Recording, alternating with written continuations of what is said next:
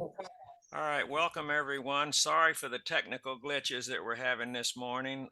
One of the glitches was a problem getting our speaker scheduled.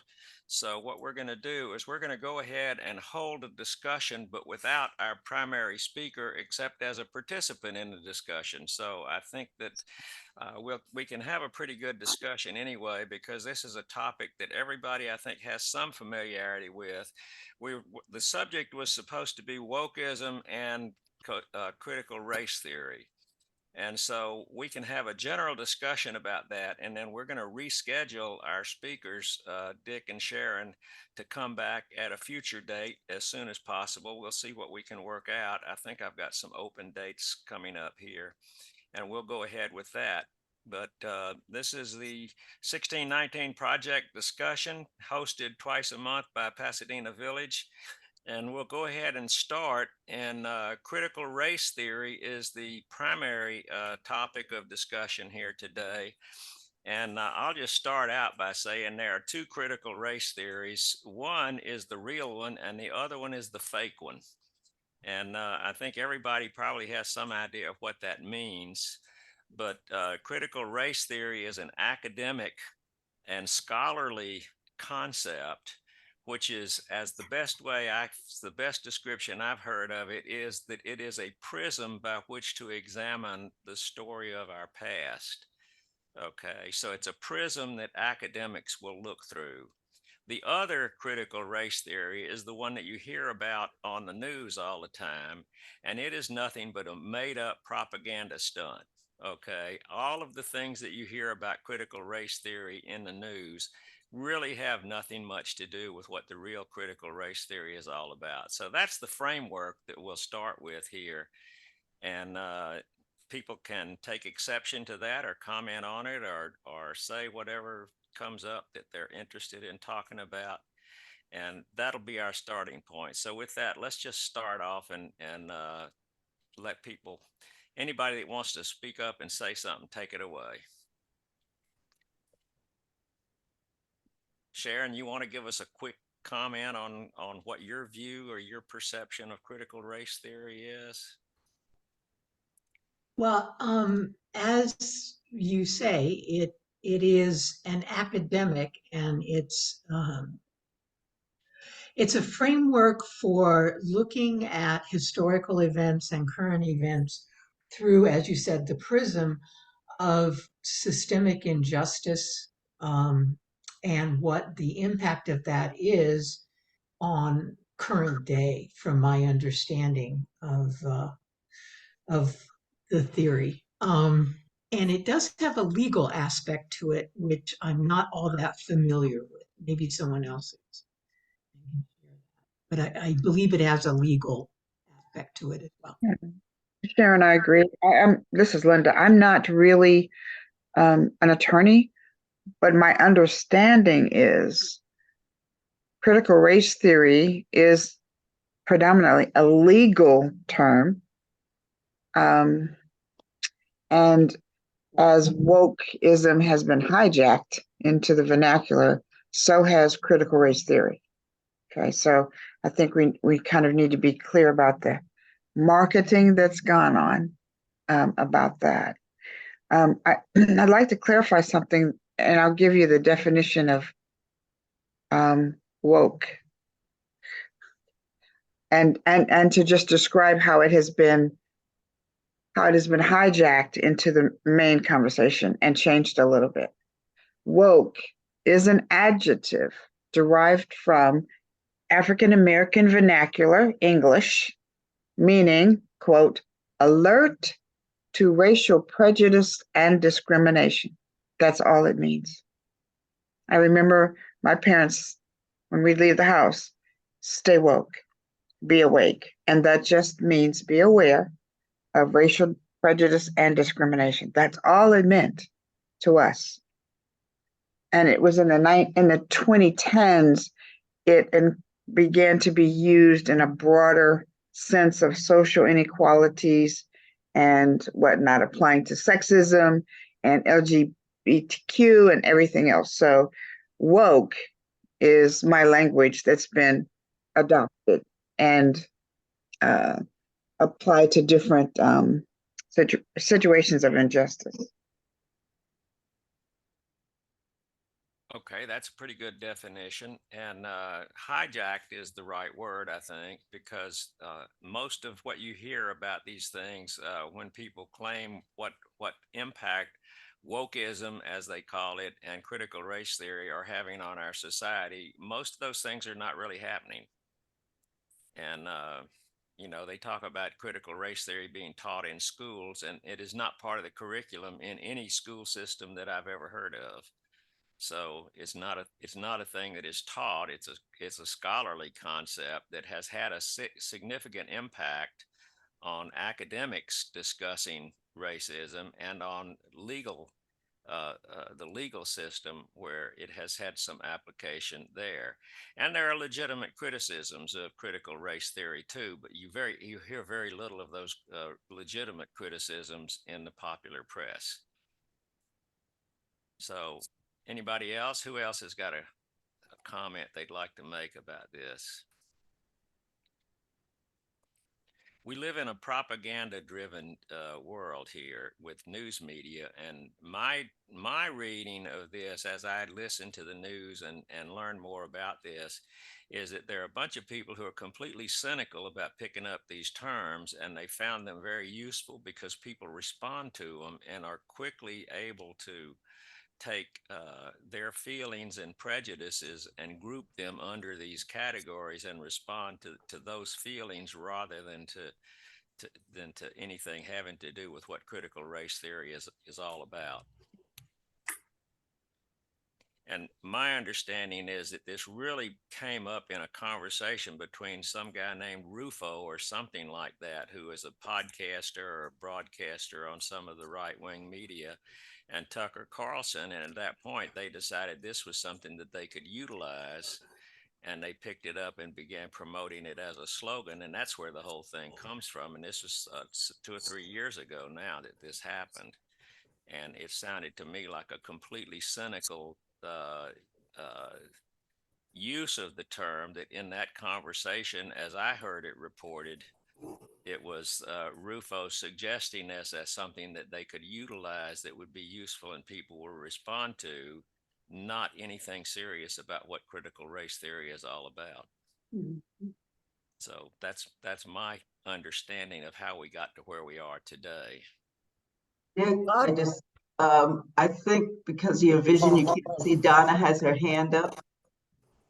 Thank you. Do you do the virtual hand, or do people just jump in, or do we raise our hand? I think just jump in. My problem is I cannot see, so I can't see what people are doing on the screen, and I can't see the raised hand. So Sharon, if you would kind of watch that for us, Sharon Jarrett, if you would kind of watch that, and maybe you can call on people whenever they raise their hand and see if we can moderate it that way. Donna has her hand up, and then Valerie, I believe, wanted to make a comment. No, I just wanted to call his attention that people probably should just speak up rather than wait. Okay, thank you. I thought critical race theory actually was a course taught out of Harvard by Derek Bell. Maybe it wasn't quite that name, but that's how it first got started.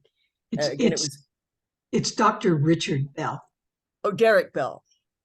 Yeah, and Dr. Richard Bell at Maryland, University of Maryland, also taught a course on it. Yeah. Okay, and it's more of a idea of how institutions have affected race relations rather than individual people being prejudiced. So it's the focus off of that. And it's the term woke to me just simply means aware. I was interested in your description of it. So woke being told to Black people to be aware of prejudice from white people. To me, woke is more, as a white person, it's being aware of backstories, of things that may have affected a present. It's just being aware, what stories might have contributed to the present situation. What's the background of it? And as far as being the right wing people have definitely seized upon it as a way to separate and divide people and stir up their base. Here's something, we can get behind. Here's the parents saying what can be taught and what can be not taught in just almost the same way as I think they used abortion. It didn't start out as a real concern so much as this is a divisive wedge we can use to rally up the base and consolidate our power. Let me mention too that Derek Bell was asked to explain critical, and Derek Bell was really the originator of the concept, but the name was given to it by somebody else who was one of the Harvard students where he was introducing the concept. And when he was asked to explain it in simple terms, I think he said something to the effect that he couldn't really explain the detail because it was so complicated, so complex, but that what it meant to him was nothing more than the search for the truth. Mm. That's good. Bob, you mentioned there was some criticism against it, and I wondered what that might have been. I mean, even from the people within the movement of it.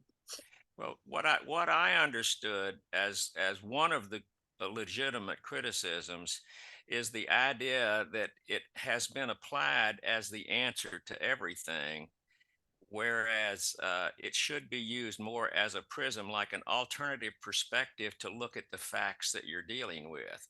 So it's really kind of looking at things from a different perspective to see if that provides any enlightenment, and that some people have taken it as if it provides the answer to every situation. So that's a criticism that is basically saying, well, you're overusing this concept, you're making more of it than it can actually provide. And so that is something that sounds to me like a critical a criticism of the use being made of the concept, not so much the logic behind it. And so I would make that kind of distinction. Is there any About examples of that either way? I have not found examples, and that's because of my limited reading ability to follow up. But I have had the same question. I think it would help to understand the concept better if we could cite some specific examples of the application of critical race theory. But I'm not in a position to provide that. If anybody else has anything that they could provide, that would be a useful contribution, I think, to the discussion. Well, then I'll jump in. I might be getting critical race theory mixed up in my mind about now the movement of what you can and cannot teach in schools. For instance, there's been a lot of laws passed to the point that they don't want anyone in the classroom to feel bad. So if you teach about we had slaves and tortured them for 300 years or 400 years, that's not a legitimate thing to do because it makes white people feel bad, and yet it completely obscures the facts. So to me, CRT is just laying out the facts, and the reason that a lot of Black people live in reduced circumstances was because there was no generational wealth passed down. And I only recently learned that the term redlining actually meant that I think it was a government the one that works on the mortgages. They actually wouldn't lend money to Black people to buy houses. So that's a black and white, no pun intended, fact that ought to be laid out and certainly reflects upon our present situation. It is germane. It is it explains a lot of things that you might not the narrative some people put out is, Black people are lazy and shiftless and they don't have a good work ethic, and that's because they couldn't get jobs, and the reason they have 3 or 4 cars sitting out in the lawn, or they live in a bad quote unquote neighborhood, well, they weren't able to get houses anywhere else, if at all. So to me, that's what it accomplishes by laying out the facts that ought to absolutely be laid out there. And the part about making people feel bad to learn these things and worrying about that is put out the facts, and it's up to them. It's on them if they want to feel bad or not, or maybe do something about it, or just have their heart softened a little bit by learning some of this stuff. Yeah. I tend to agree with you down on a broad sense. Can I read something to the group relative to this whole misapplication of both woke, and I'm going to stick with that, misapplication of woke and critical race theory. And this I'm reading from some experts. CRT provides a relevant research-based framework through which education leaders and policymakers can think about the social construct of race and the impact of racism on students of color. This framework also provides educators the tools they need to transform current practices in teaching and learning and to examine the attitudes and biases, implicit or explicit, that they bring into their classrooms. This work allows educators to teach in ways that are truly anti-racist, culturally responsive, and affirming. That's what it's about. That's what it's intended to do. But I see that our politicians have hijacked and totally misapplied the intent. And it's very easy as a politician sometimes to influence masses. And we see that in Miami. We see that in book bannings. We see that all over the country. And it's just a total misapplication. So it's up to us to be educated about the terms that are being thrown at us and how it's marketed toward us. You know, it's not to make someone else feel bad. But that's the logic they're using to prohibit teaching history. That's the total misapplication. Correct. Right. It's not by accident. Correct. It's intentional. Yeah, it's intentional. That's a good definition, by the way.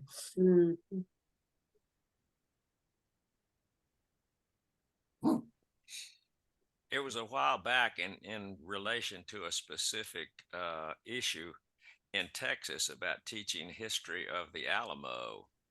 And the people were looking at the Alamo and which is a big part of Texas history. And the lieutenant governor of Texas, Dan Patrick, who has rarely said anything intelligent, made a statement that we do not want our children taught this kind of thing. We want them taught the traditional story. And he was saying very clearly that he had a very limited idea. He wanted the myth being taught rather than the actual history. And that's the clearest statement I've ever heard from him about anything.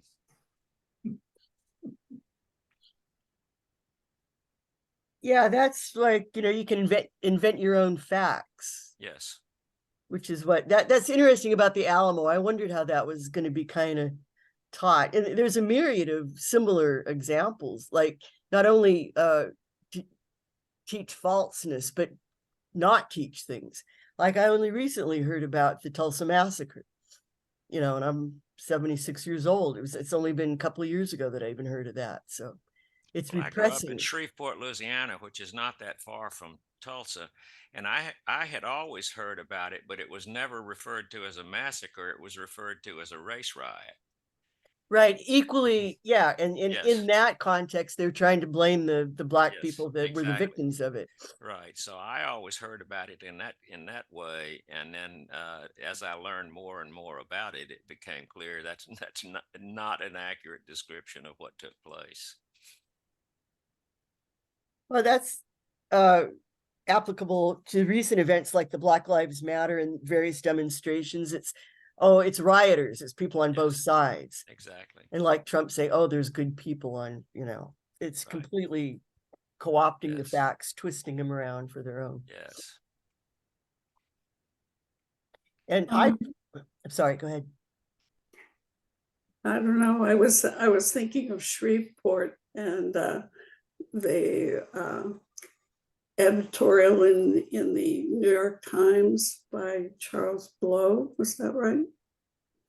And he was doing a critique of Southern manners and how the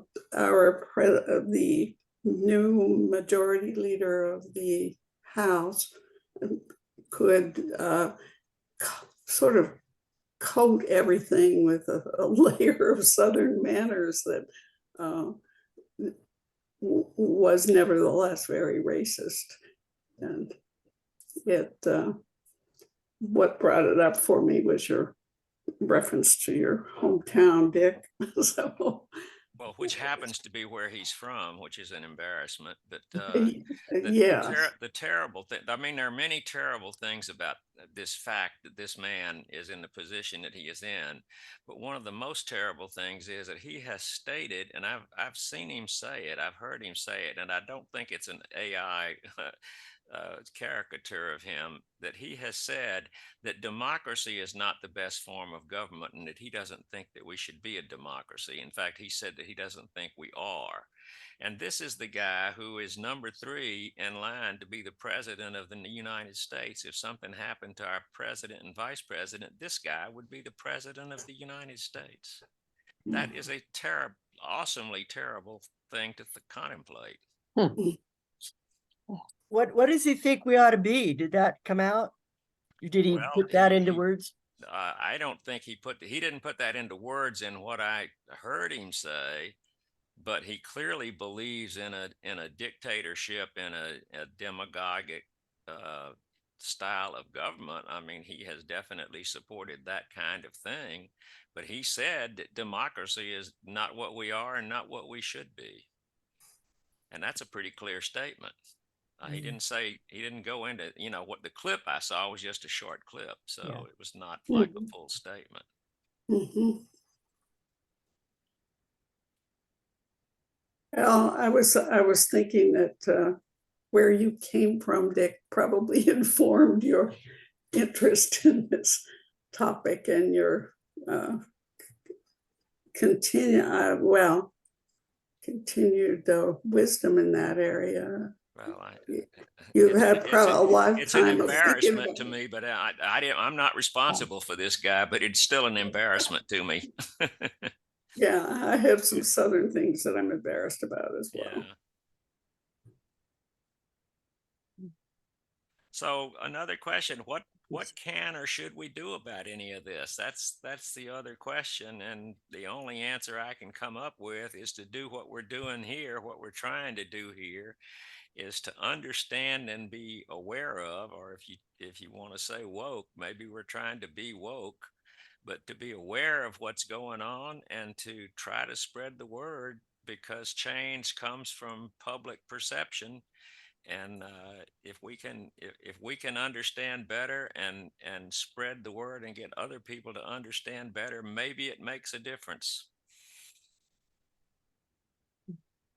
Anybody have a comment on that? No, I agree. Information is everything. The good information. And now that we have AI, we're going to have to work harder to make sure that we're getting factual facts. And I'm going to use the word facts better than truth. There are facts about things that happen in this country to minority peoples, including our indigenous brothers and sisters. Those are just factual. And so I think being informed, as we get informed in forums like this, we share information. We can better respond to things rather than react. I'll say it that way. And I heard people talking about AI and the impact, and it is truly frightening to think about what kind of misinformation can be spread and how widely and quickly it can be spread, and how difficult it is to distinguish real information from misinformation. And it's a frightening thing to contemplate. We've got real trouble ahead of us with this whole thing that's coming on. That's where I so appreciate having the blog section of our Pasadena Village, where people who are known people to us talk about their experience of racism. That means a lot to me because I know it's legitimate. I don't know if you've seen it, but one of our village members, Laura Harrington Pride, has been writing little stories about her racist experiences growing up and reaching the age that she is now, which is a contemporary of all of us. And she's been writing little stories about that, which I've been posting on the Racism Now blog. So it's very interesting to hear some of her experiences and realize that this is what happens to people. And so you might, if you're interested in hearing some real life stories, take a look at the Racism Now. And I've got a couple of more articles from her that I'm kind of putting up timing so that when I put one up, it stays for a couple of weeks before I override it with the next one. So I've got a couple more that are still coming that she's already written. Would value other people of color posting with Laura so that we had more voices on that.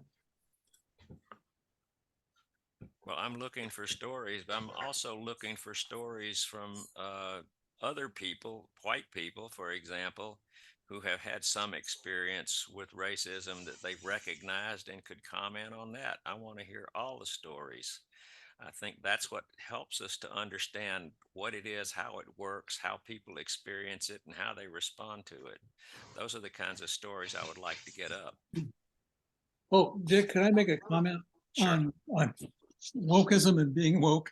Okay. My first experience with the idea of, there wasn't a word for it back then, was in the 60s. And I was just out of graduate school, married to Marcia. And we began to get invitations from our friends to go into living rooms where somebody that we knew that was respectable was hosting somebody who was, I mean, an outright revolutionary, a Black revolutionary. And, and at the time, I thought, oh my God, they're not talking about me being racist, are they?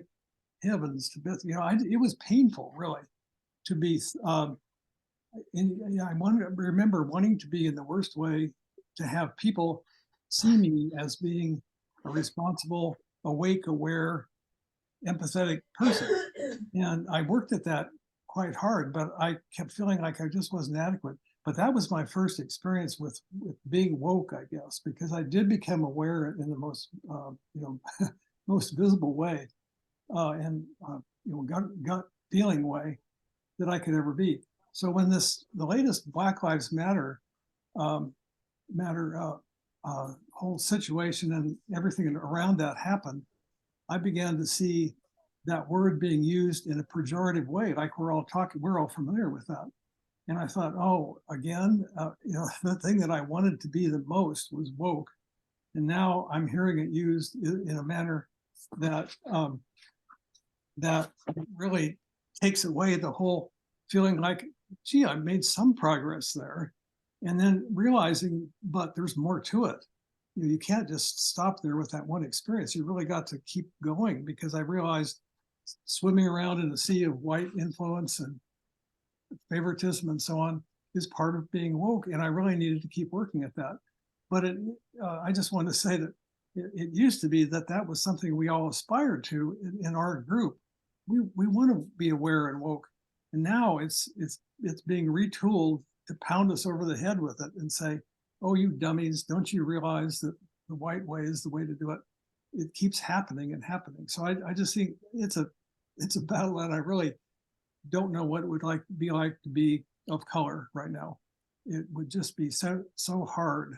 So we just try to be aware of it and act on it as much as we can. But for us, I think for my wife and I both, it's been a really long time since that first kind of awakening thing happened to us. But it was very profound. That's all I wanted to say. That would be a wonderful piece to write for the blog. For a lot of other people to see, even people of color to see, other minorities to see. Well, that's we don't see those stories. We don't see those responses. And so we stay cocooned and never know that there's impact there. And someone, I always, in different groups, I always ask the question, especially a group this large where I'm truly a minority, I ask, would you want to be Black like me now in America? Would you want to be Black like me now? And if not, why not? And that's part of our growing, That's part of the alert. That's part of being woke. Yeah. It's not, and I don't agree with what they've done with it to beat people up. It just means be alert and sensitive and learn. Mhm. But it also means learn from one another. And I've shared this with my Black friends. You need to be woke about white people. Don't go into the, it's not homogenized. We're not homogenized either. So we need to be aware and alert to those who are sensitive, who, you know, have that feeling and want to be engaged in changing the narrative, but not just the narrative, affecting systemic injustice. And I look at it more, since race is a social construct, I look at it more as injustice. There are systemic injustices in our institutions. Yeah, I'd go with that injustice definition. This is Will. I came in late, so I may have been missed the main conversation. But the concern I've had is two things. First, change. What can change our national society, if you will, or our local, right here in Pasadena or Portland or wherever, society to have a truly integrated society? Because I don't think we have an integrated society yet. We have a desegregated society. I used to call it that way, where people still felt separate. They felt isolated or in their own bubble or whatever. And when we've got something where the various segments of the population contribute to the social compact for everyone, then we're getting integration. We change the overall tone. The second part of that for me, change is important. I don't think rational approaches are the most persuasive. I'm not sure what's persuasive, but I think of Donald Trump, who is a persuasive fellow to half the country in absolute poppycock, but in my view. But then he emotionally appeals to people. He gets them where they are. He says, "Yeah, I'm speaking for you. I hear your voice in mine," and that sort of thing can go all over the place. Dr. King's speeches were highly emotional in a sense. He was a preacher. He talked like a Southern preacher, a very well educated, very sophisticated person. But he was right out of Alabama and Georgia and places like that because that's his culture. But he spoke to a whole lot of people. But even today, I've seen talk about people banging on woke. The kind of people who are attacking woke are not people I want to support. They're wrong. They're using it as a weapon to keep segregation in place, to keep the supremacy of the people who vote for them. And that is a misuse of the word and of the process, just like talking about affirmative action. How many things have been done in the name of affirmative action, which are no way near what affirmative action is about? It's like talking about, it's real simple. Handle the effects of the injustices, the trauma in the Black community, the trauma in the white community that keeps us so segregated. Those are things that we do. So how to change and how to do it in a way that is persuasive, using what's best known about what's persuasive, would be where I'd like to focus our attention. The journey is a continuing journey. I'm 80 plus years old and I'm still learning stuff, but I know a lot too. And I can use that knowledge and I can use my caring about it to make a difference. Or I can lay back and say, I'm 80 years old, I've done my thing, I'm just going to play shuffleboard. So let's see where we go. Now it's pickleball. It's It's pickleball. pickleball. Oh, pickleball, right. Yeah. Yeah, woke has been weaponized.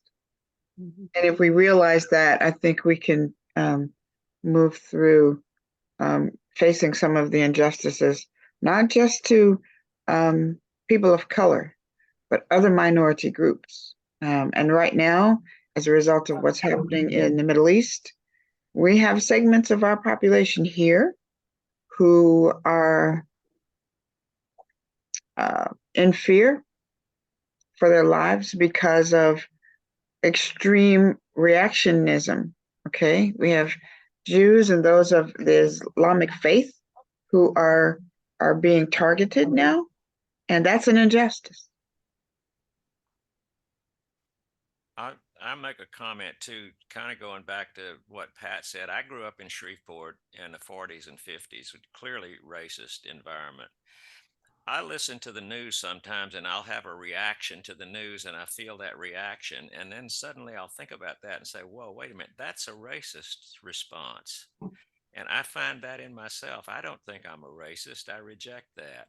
But I still have these reactions which are ingrained because of where I grew up and because it's in the mindset of where I came from, which I reject as being inappropriate. But still, these responses come up, and I say, wait a minute, I have to rethink that because that is absolutely a racist response, and I don't want that. Could you give an example of that? Well, this is a ridiculous one, but it used to be that you would see, you never saw a black person driving a Volkswagen. Okay.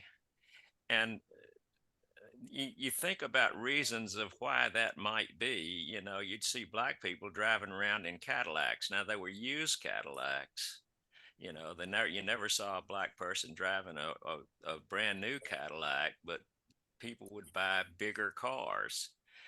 And you think about the reasons why that might make sense, and there are a lot of reasons, but that is a completely racist view of how of thinking about what people do and how they do it and why they do it. And there are all kinds of racist overtones in that attitude, but it is completely racist. And Oh, go I ahead. don't see why you would call that racist. That's just observing a fact. And then, the next step would be, well, why? Why is that? Well, maybe because they It's adopted that status symbol. They couldn't, I'm just throwing stuff out. exactly. But Yeah. I think It's It not a has to racism do is with the misused attribution. there. The racism comes it's in not the a fact. attribution of why people are that way. But I have a question. I missed Uh-huh. out on something. Did you say that there was a view that Black people didn't drive Volkswagens? Yes. Who said that? I mean, I never heard that. So, Well, this is from Louisiana. oh, This is from Louisiana years ago. Okay, so oh, this is something that was an attitude. It was kind of an attitude about people and what they did and why. And the racism comes in the attribution of the explanation of the reasons for why that might be the case. Okay. And that's where to me, this is my analysis of this. Obviously, this is me trying to rethink it, Mhm. but it's a racist kind of way of reacting to and judging other people and making judgments about what black people do and why they do it. And it's an attribution of attitude toward them, which is completely racist. There are reasonable explanations that make sense for why you might see a tendency like that within a different community. Okay. Well, Dick, this is Joe. Uh-huh. We didn't see that tendency that you saw. yeah, that's No, my I know point. exactly. No, We I've this is didn't never seen agree that. with that tendency. My uncle absolutely had a Volkswagen. I didn't, right. and he Yeah, lived in Georgia, so my brother-in-law, who was from New Orleans, the first car he bought my sister was a Volkswagen, the little bug. Oh. So, it was Yeah. not a fact in our community, and we did have new Cadillacs. Well, that's just an illustration of how factually incorrect this whole attitude and story was. In addition to being a racist attitude, it was factually incorrect as well as being, rationally incorrect. Okay, so but that's the way racism infiltrates your mind, is you get an image like that in it, and it just isn't true. Right. Yeah, and Yeah. so that's where let me make one other comment. I have been stopped occasionally for speeding and for having a stoplight out, or maybe my license tag was expired or something like that. I have never been worried about getting killed by being stopped by a policeman. And when I think about that, I say that is white privilege. because I don't have to worry about that. I have never responded that way. But if I was black and got stopped and pulled over by police, I might be in serious trouble. And Or, I or if you were realized that Hispanic. that is white privilege, and I never thought about that as white privilege until I started thinking about it. Yeah. I want to tell the group a story. Mhm. And again, it's black, but any minority. I have the manager of the ambulatory surgery center went to Walmart to get something for me that I needed for my patients after surgery. And she went into Walmart. She's Hispanic, cute. She went into Walmart with a backpack that had in it the work laptop. That's all it had in it. She went to purchase something for me. She was late getting to the ambulatory surgery center, and I looked at her and I said, "What's wrong?" She says, "I got stopped by security and I was accused of stealing makeup." I was accused of stealing makeup because the thinking, I'm just going to tell you what the thinking is. Hispanic women love makeup. The Walmart she went to actually has one of the best makeup sections in the city, and it's in Hispanic community. She was leaving with a backpack on, and they needed to see in her backpack, but they detained her, targeting her, profiling her as a shoplifter. That's injustice. That's an injustice. And so it's no longer just blacks here. It's people who don't have a voice. We have Hispanic people getting stopped and pulled out of their cars too. Mm-hmm. So it's just the injustice thing. And it's what our society spins as a perception of us. And in the 50s on TV, that if we were on TV on sitcoms, I'm going to ask Valerie and Joe, what did those sitcoms promote?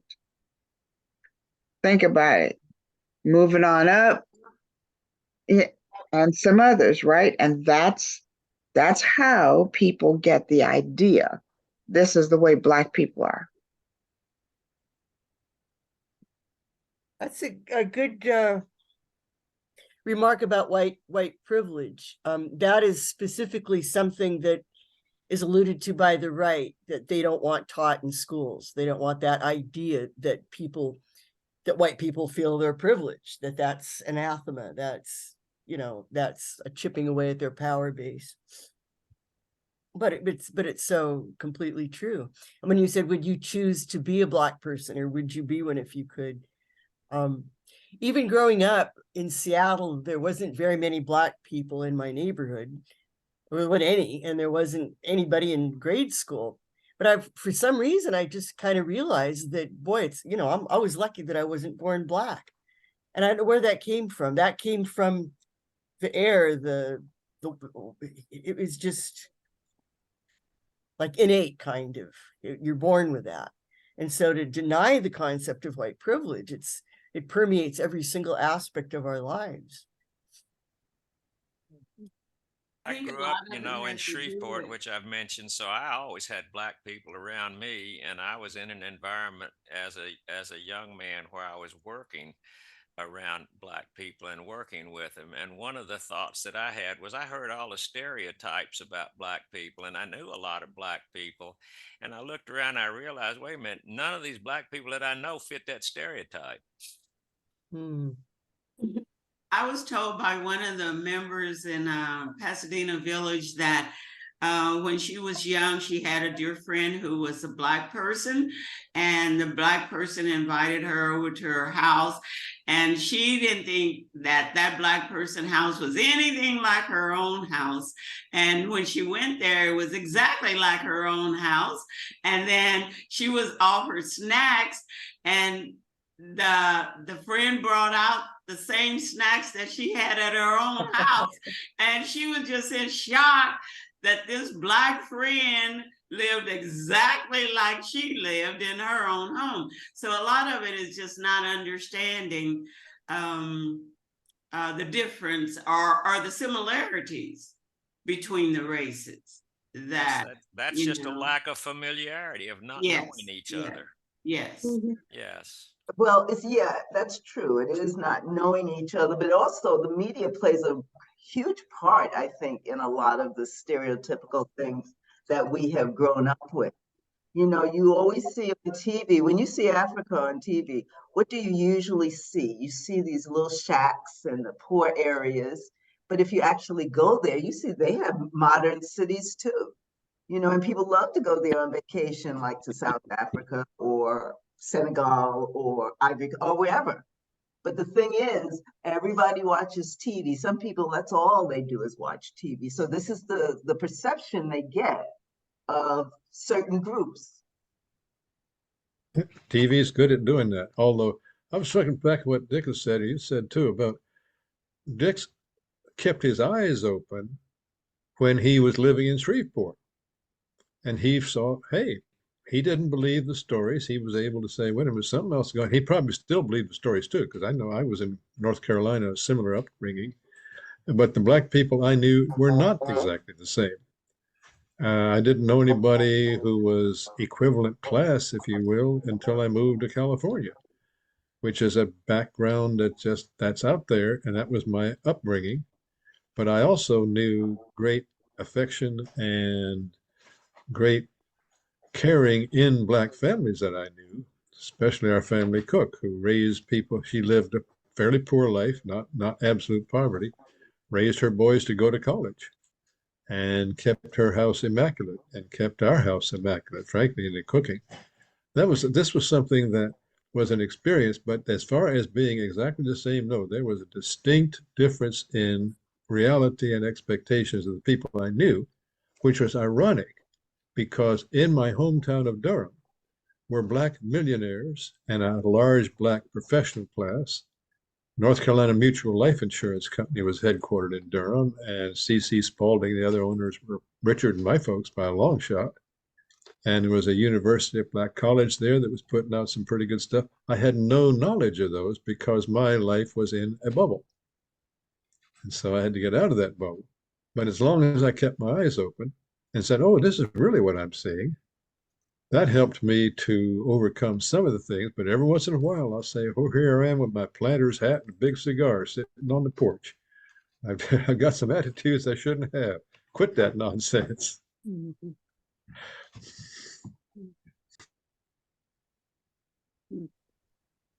One thing pertaining to what we could do, and I don't know exactly what it is, but what really alarms me is the movement to ban books in schools, right? Was right along with the banning of teaching things, because books is a really tremendous way to look into other people's lives and alternative views of history and learn about stuff. And the banning of that just is going to make everything worse. And I'm kind of amazed that when that first came about, I think it was Ron DeSantis, maybe that was the first one to actually, or maybe Texas, Governor Abbott, but one of them actually passed legislation to that effect. Why wasn't there this just complete general uprising in the whole country?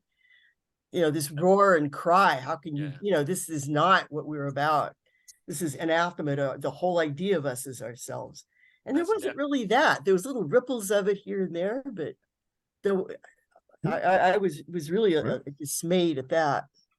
That's We definitely do. We have happening the in voices Louisiana. in.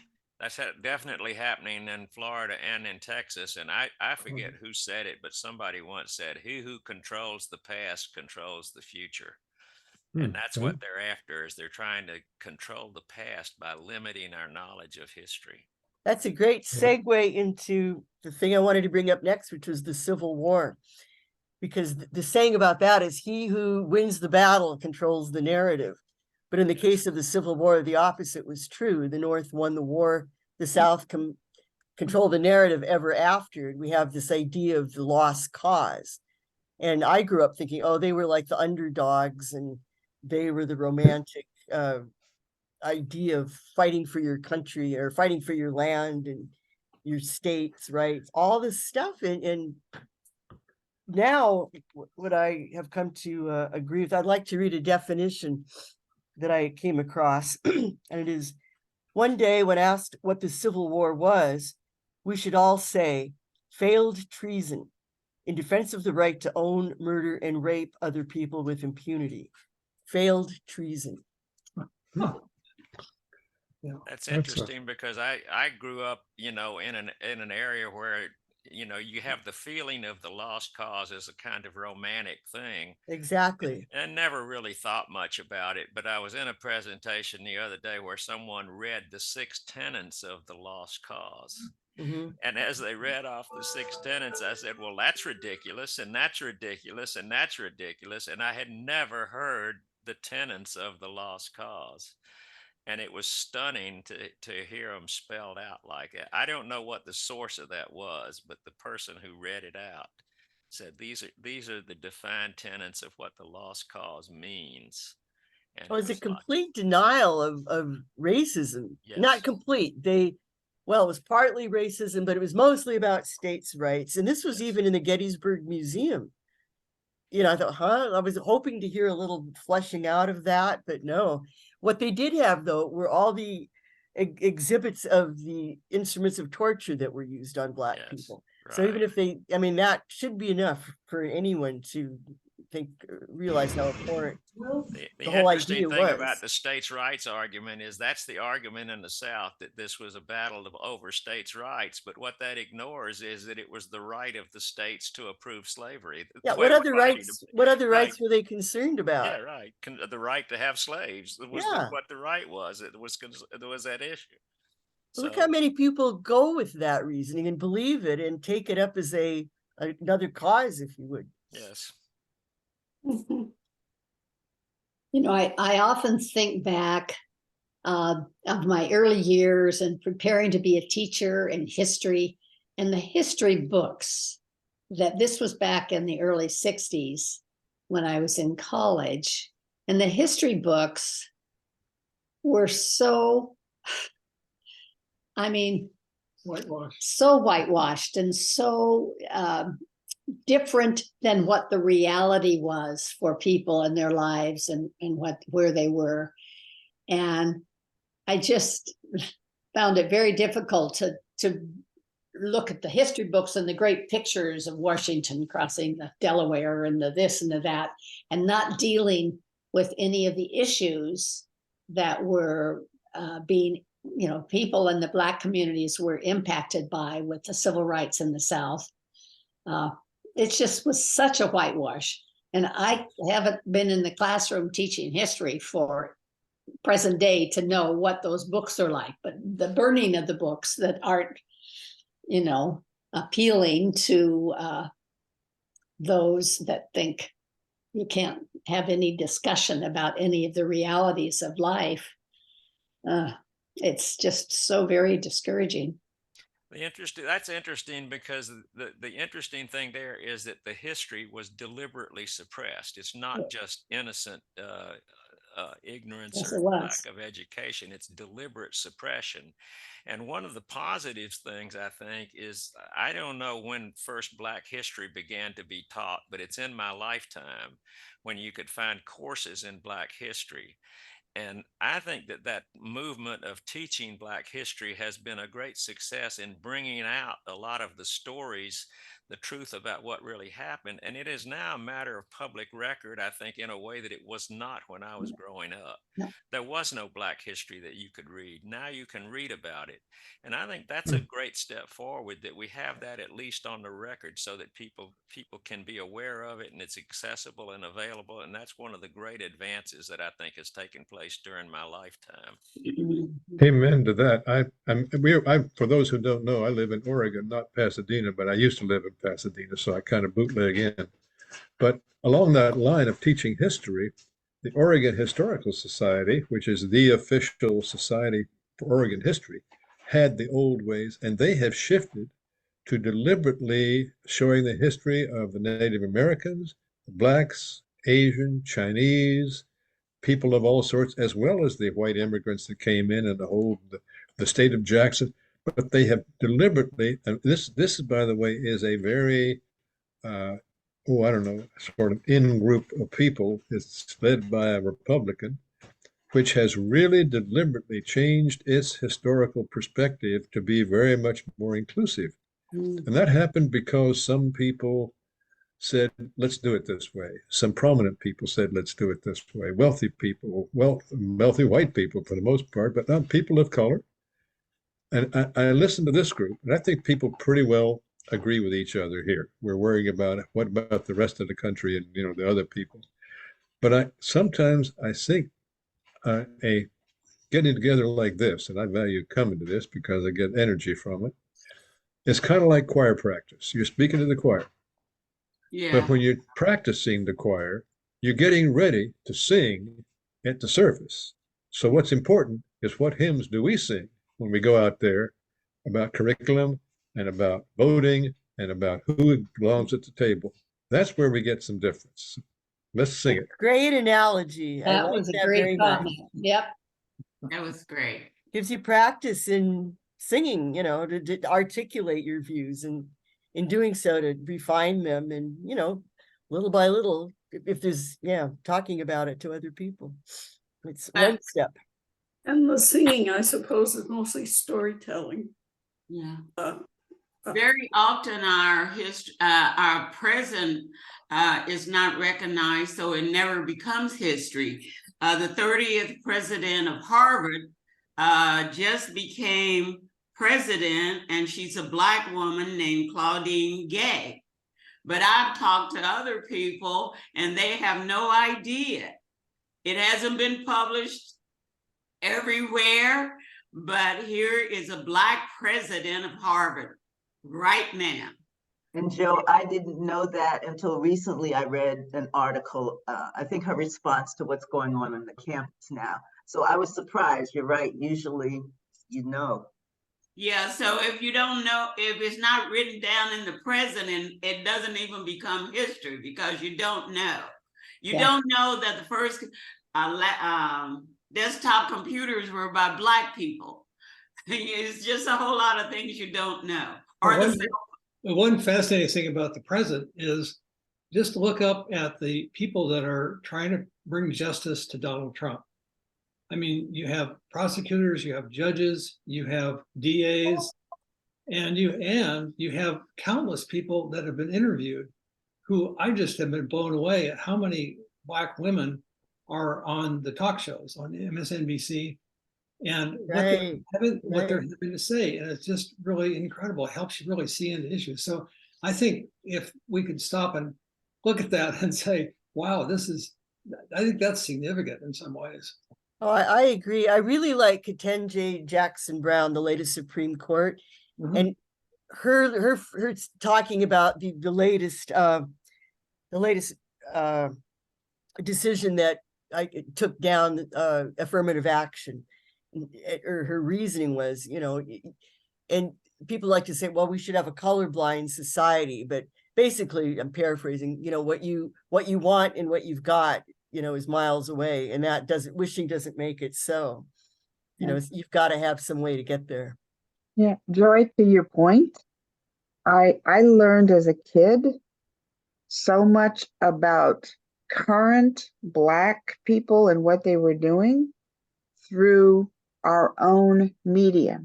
We had Ebony Magazine, we had Jet Magazine, we had all sorts of resources to learn current events, and they promoted what was going on in our community. It's amazing when I ask young people, do you know who owns BET? And they go, yeah, the Black people. I said, nope. It was a husband and wife, and during the divorce, they had to sell it. So it's now owned by a white conglomerate.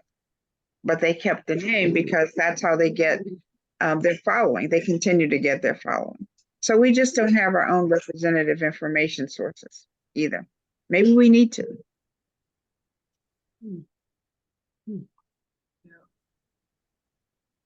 I'll tell you a story about Jet Magazine, if I can. Back in the 60s, I was working at a place at UCLA that dealt with learning disabilities. It was a school, and one of the people brought in Jet Magazine. And I said, oh, this must be some. And they said, you look at the magazine, see what you see. And I thought they were talking about civil rights, something like that. So I went through Jet magazine and then I started laughing. The person that had brought it in had been featured in a bathing suit in Jet magazine. She was the kind of the centerfold for Jet right here in our school. So you start looking at something, you get a little perspective of the fullness of the tradition, not just what you expect to see, which that was. I married a man from West Virginia and became aware of his family's traditions, and his mother was from Alabama.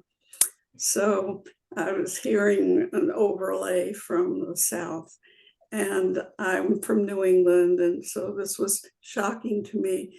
But over the course of 50 years with my husband, perhaps one of the strangest things that I ever saw was the reenactment of the Civil War. I didn't know that the Civil War was what it was to some of these people in the South. And it's, again, storytelling and fantasy to an extreme. And I just thought, wait a minute, people spend their weekends doing this as play? Come on. There's a really, really good book called Confederates in the Attic.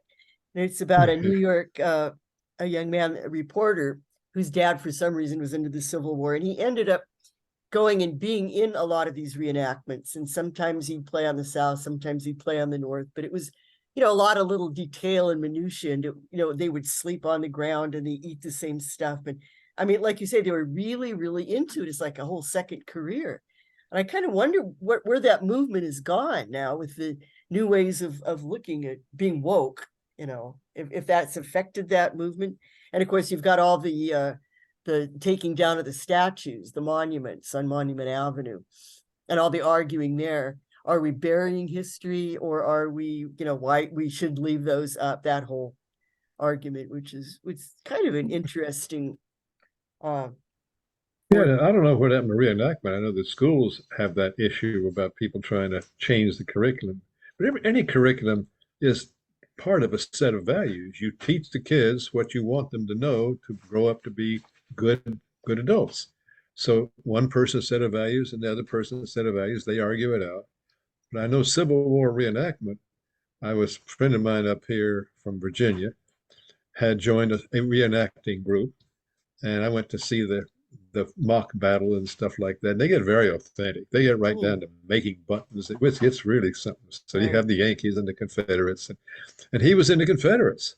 And I came over to his. He says, "Oh, you got to join the Confederates. We have more fun. The Yankees are all spit and polish and carrying on. We sit around drinking We're the beer real and hanging authentic out." people. Yeah. But along those lines, shifting slightly, talking about what's being taught in schools, because that is a serious issue. In Portland, there was a school board race, and a black man ran who's all sorts of credentials. He was just great, and everybody liked what he had for his going. And then someone discovered that he was really a secret disruptor. He believed in the kind of stuff we're talking against here, but he was laying low on it. And when they looked up his background and what he actually believed, he actually he was forced to leave the race. But had he joined, he would have been a school board member for just the sort of suppressions we're talking about. And that was kind of scary. So I would want to know if anybody looked into what California standards are or Pasadena public school standards are for teaching civics and things like that. So I know I've looked a little bit into Portland. It's kind of weird. Right now, Portland's teachers are on strike, so everything's kind of weird up here. But anybody know what's being taught in the schools? Can't speak to that, but for quite a while, and maybe still, the textbooks all came from Texas. Yes, they did. And if they still do, and if so, we're doomed, I guess. Yeah. Well, And the Texas Education Commission eliminated the word slavery and basically replaced it with something more benign regarding African American history, and that impacts the history nationwide. Texas has long had an Amazing. outsized influence on school books, and part of that is because Texas bought school books for the entire state, so they were major purchasers. And so anybody that was producing school books had to consider them as a major purchaser as a major client, and that gave Texas an outsized influence over the school book market for many years. I don't know what the status is today, but I know that Texas still has more influence than it should on school books. How did it get to be that way? Do you have any idea? Well, because Texas bought school books for the entire state. But why? I mean, why It's Well, such a that big, was, yeah, that was just the way Texas administered their schools I mean, for the entire state or the entire country? for the entire state. But because they were such a major purchaser of school books, they had an outsized influence on the whole textbook industry. California does that. California purchases, but you have some choice. What they'll do is they'll say, we're purchasing these 5 publishers, and your individual school districts may select which one they want. You know, Yeah. open court, Mifflin, whatever. I don't think that's the way Texas did it, But one of the things that they started to do in answer to the question, what about the standards in California, was they created California standard maps that showed where supplemental instruction was necessary within each one of these textbooks, because they failed to cover something as comprehensively as the California standard. Wow. So that, I don't know if that's still, I haven't done textbook adoptions in 15 years, but that's how we did it. I want to go back to what Will said about that person running for election too, and point out a frightening statistic that I heard just the other day. The number of journalists in the country over the last few years has declined from 400,000 to something like 44,000. And the reason that's important is because we don't have journalists who will cover things like that local race and put out the information that apparently discovered who this guy was who was running for election, and he was not who he purported to be. And that has an impact on all kinds of local elections, and school district elections or local elections. So that's a frightening statistic because it amounts to suppression of information. Mm-hmm. And that's a change in society. I mean, that's just a change in the world that we live in because of the way news is disseminated and how we have all these media giants and Facebook and Twitter and so it's a complicated social issue, but it has a lot of impact on what information is available to us. Mhm. It is complex and weird. I find myself really impatient to get to the place where we're solving some of these dilemmas and issues and not just talking about the stories, because the stories need to educate us and so forth. But how are we doing? And was it Linda or Valerie? I'm not sure who talked about the face-to-face, or that we need to just have the conversations. We need to be in groups talking to people with different points of view, in which we are respectfully listening and talking and hearing what they're saying and being respectful in response, but getting to some of the hard points that help us educate and be understanding of where people are coming from. I think we've lost the ability. David Brooks in a New York Times article recently talked about the ability to be kind and good and have these conversations, and that we've just lost so much of that because we're so polarized. And how are we going to, that they've got at the table groups and so forth. And we've been a part of a number of these over our years from Philadelphia to Denver to here. And, at least trying to, in our own way, the way that we can personally do something to be knowledgeable about our conversations with others and carrying forward some of our thoughts outside of this kind of discussion and trying to build some bridges there. And I say that, you know, from a perspective that my own family, we have a hard time talking about a lot of these subjects because, you know, they are very conservative on the right Christians and they believe certain things and the Bible tells me so and so forth. So I'm not a very good example of having much success, but, you know, I think of it particularly having a Black grandchild, mentioned, would I ever want to have my child be in the car driving down the street picked up by the police because they happen to be in a car driving and they're Black and so forth. So I do pick up some of those dilemmas and think about it. But I just want to get on let's see how we can work towards solutions of conversations, of taking it another step beyond a group that, like us, probably think a lot of the same way. And how can we reach out? We do that through our churches. We're at All Saints. We do that in other ways, in some ways, but there's just a lot of road to cover to get there, I think. Can I share with you a story? We can get there, even if it's one person at a time affecting someone else who thinks differently. I'm just going to talk about Christian to Christian. I usually don't talk to anyone on airplanes. For a lot of reasons. One, it's a contained environment. I can't escape if I need to.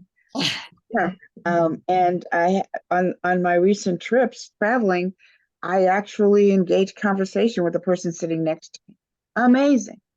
On the trip back from New York, I was seated next to two Texans who live in El Paso, and they happened to be Hispanic, and they were extremely right-wing evangelical Christians, okay? And I'm a minister. I've had seminary under my belt, and obviously they wanted to talk about Jesus and a lot of other stuff. And they had the whole attire on, cross on the hat, one way on the shirt, all sorts of things. So we were just having a conversation. And I just asked myself to be calm enough to share some facts, not truth, some facts. And because they were struggling with judging very severely others, and mentioned that, quote, the Jews killed Jesus, because I knew better than that. I kind of said, well, you know, did that really happen? And he looked at me and said, what do you mean? And I said, nobody killed him.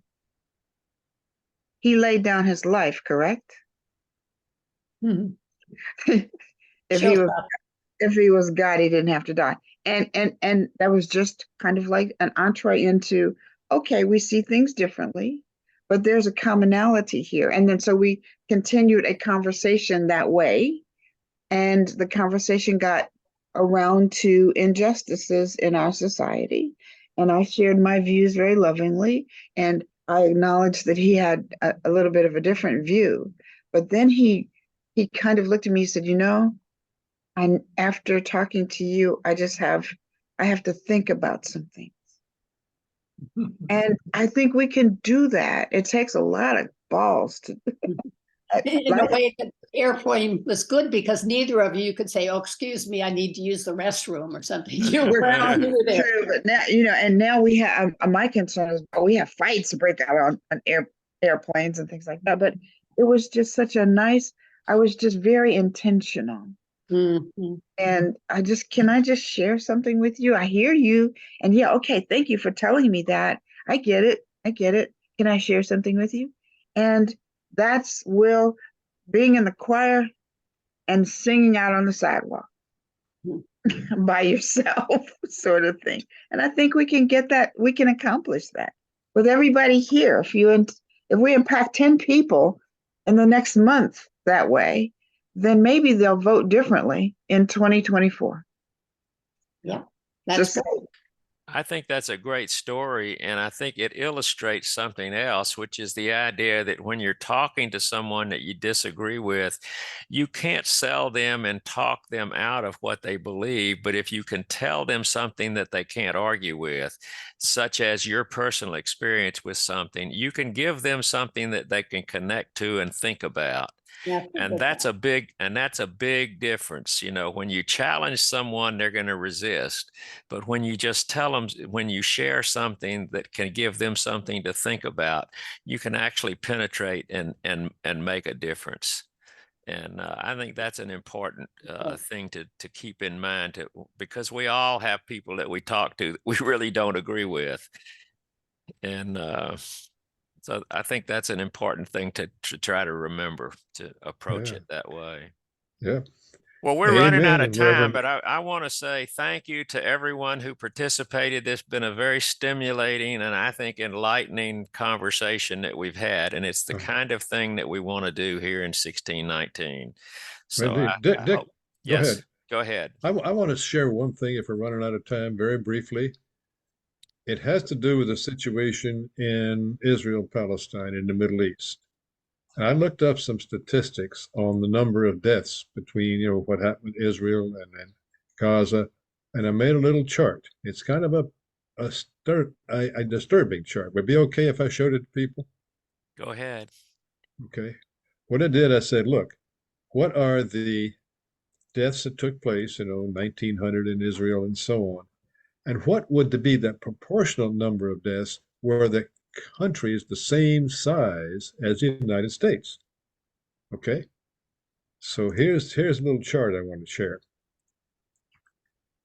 Now, we got a large death toll in small countries. And in the USA in 9/11, 2,900 people died, which is 2,900 people. In Israel, 1,400 died because there's 9.2 million in Israel. So if it were size of the US, that would be 50,000 deaths. In Gaza, going down to Gaza with 9,000 deaths, the equivalent in the United States would be 1,300,000 people killed by Israel in Gaza. Palestine as a whole, there's been 110 people killed in the West Bank. So since Palestine as a whole has more people, it's equivalent of 500,000 people. That's the sense of the destruction that's going on in that area right now. I find it absolutely stunning. Yeah. That's a depressing situation in Israel, and I don't see any answer to it myself. I don't see, this is one of those situations where there's no good outcome. Well, I think we can talk to our Muslim and especially Jewish friends. There's a huge rise in anti-Semitism to say, we're here with you. And if you see something, say something and act out. Like you say, out on the street, like Linda talking on the airplane. Stand for what you believe in and let people know you stand. And that act of courage is something that we can do. And it's energizing. Mm. It really is. Thank you. Yes, I think that's true. Well, thank you. One thing to caution though about the numbers is the controversy coming from both sides about how many people have actually died, because there's thought that this number was raised, considerably higher and so forth. So, again, once you get the data, that's the place to start. You can cut those numbers in half. That's still a lot of people. Yes. Yeah. Well, it's going to get worse before it ever gets better. So prepare yourselves. Yeah. All right. Well, thank you everyone for coming. This recording will be up as soon as we can get it up sometime during the next week. And this is an open discussion. So if you have friends who you think would be interested, you're welcome to invite them to join us. We meet on the first and third Friday of every month, and we'll probably take the first, I'm not sure what we're going to do about the December and January meetings, but we'll take a look at those and see if we're going to take holidays there or not.